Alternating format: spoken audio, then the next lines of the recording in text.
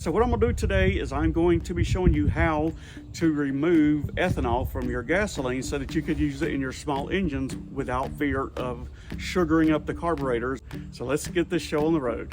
Okay guys, so I've got my two gas cans right here. And this one here's full. It's right at 5 gallons full.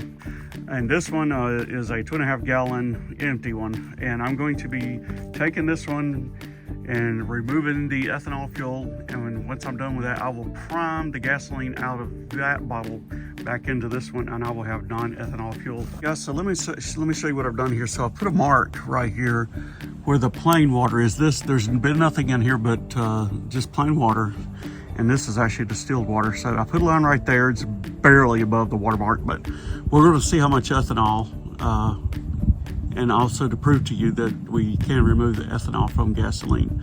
Okay, so like I showed you, I've got water in here. So I'm going to take, this is 93 octane Shell V-Power gasoline. You want 90 or above octane because when you remove the ethanol, it's going to take a couple points of the octane out, but you won't have that corroding that takes place. So just pour the gasoline in here.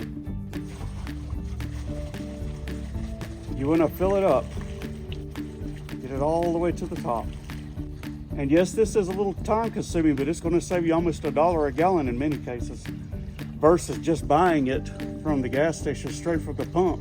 They charge almost $1 more in some cases for this. Need a little bit of room to be able to shake it up good. So, you saw where the water was. I dumped the gasoline directly on top of the water. Now I just got to get this top screwed on good so it doesn't leak. Probably so cold out here, it's about frozen. Okay, there we go. All right, so now I'm just going to shake like you're baking, shake like you're baking. Oh yeah. Gasoline by nature is clear, but the additives, the detergents and all of that good stuff is what makes it yellow. Okay, so, all right, I just want to show y'all. This is where the water was, the fresh water that I put in here earlier. The water tracks alcohol.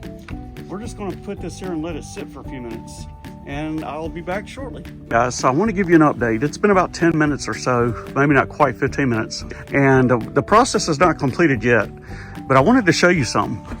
So you can see how much, the water was just under this line when I first filled this up with water, when I first put the water in here.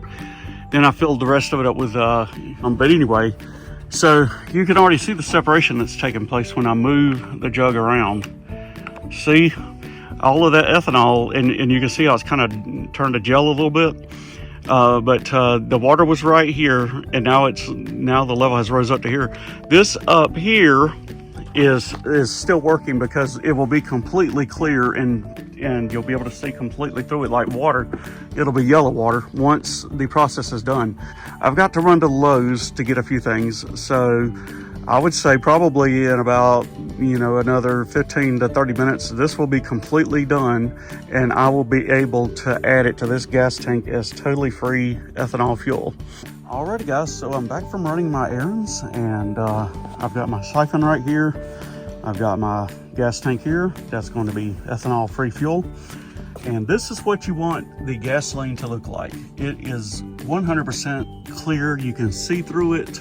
Other than the bottle being distorted, you could read through it. There wasn't so much distortion just because of the plastic bottle. But you can see a very distinct difference occurring about right there, right where that you can see that line. That is water and alcohol, totally below the gasoline. Everything from that point up is 100% gasoline. See, there's the line that I originally drew right there.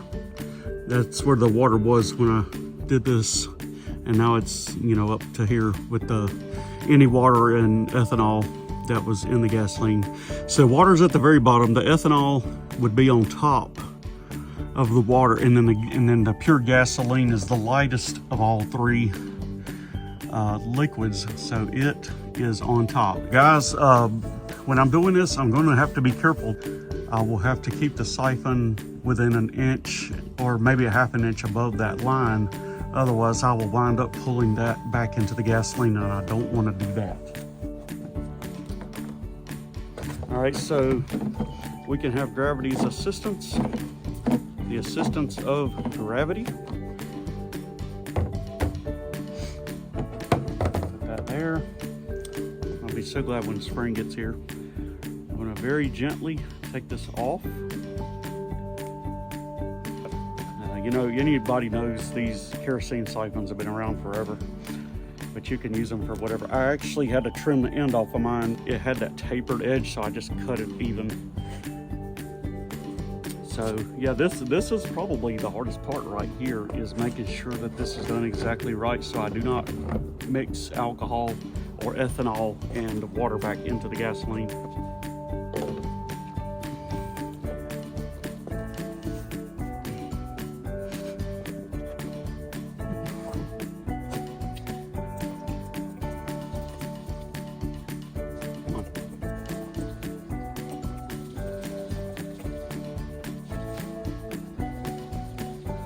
There we go.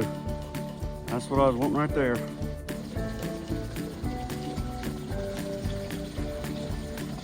And I'm just keeping my head down, making sure I can get as close to that line without pulling ethanol back in it that I can. And that's as good as I can get. That's as good as I can get. You're always going to lose a slight bit of gasoline when you do this, but that's okay. I would rather do that than mix gas back in with the ethanol. And what I'll do is I'll keep this same water and alcohol and a little bit of gas in here and just fill it back up and do it all over again. I've done this before. I've run it my generator and it has absolutely no problems. It doesn't skip, it doesn't act funny. In fact, it burns very clean. It runs the generator very well. And you can use this in your lawnmowers, your cars, or whatever. So now that I've got that in there, I'll start the process all over again.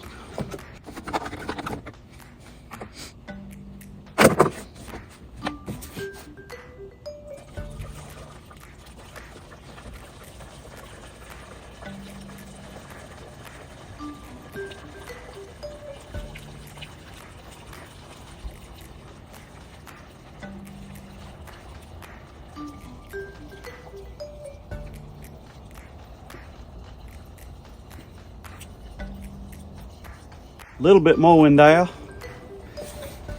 Okay.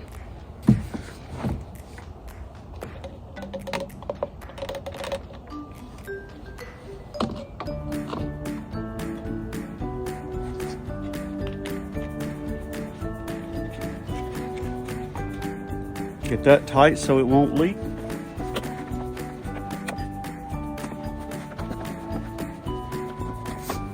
Thank y'all so much. Be sure and like and subscribe to my YouTube channel. And for those of you watching otherwise, thank you so much, and you have a blessed evening.